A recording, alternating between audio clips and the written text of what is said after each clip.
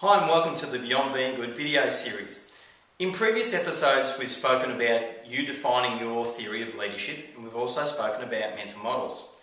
To support you in the world of action, because ultimately leadership is about your action and your behaviours, it's really critical that you identify your leadership behaviours. So that's what we're going to talk through today, and in fact you're going to go through a process of identifying the leadership behaviours that support your theories in action about leadership.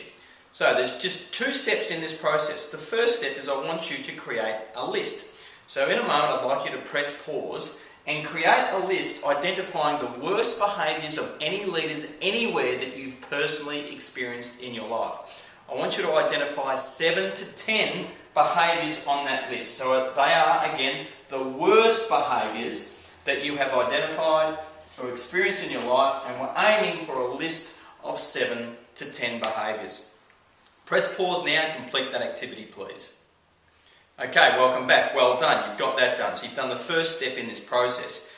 Those list of 7 to 10 behaviours are behaviours that if you are to be an effective leader that is consistent with your leadership theory and your mental models of leadership, then you need to avoid those behaviours at all costs. And I would encourage you at the end to set some people up to give you feedback about your behaviours.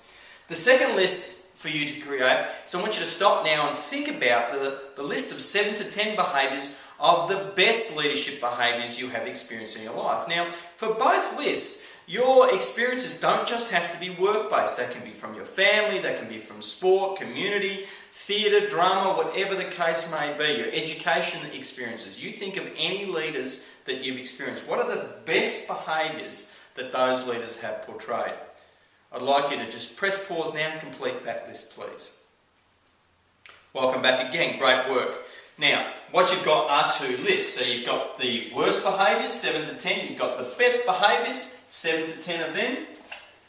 The last thing to do is just to reflect back on your leadership theories and just look at how consistent they are. There might be some subtle adjustments that you might need to make, or you might find they're absolutely consistent. Now, these two lists of behaviours can help guide you on your day-to-day leadership journey and make a huge difference in your capacity to move beyond being good.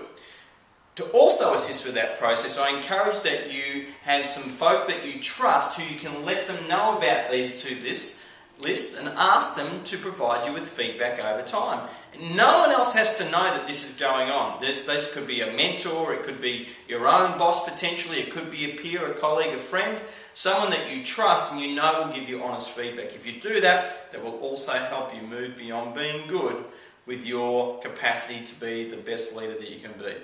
So I hope you've got some value from this in terms of identifying your leadership behaviours, and I look forward to working with you next time.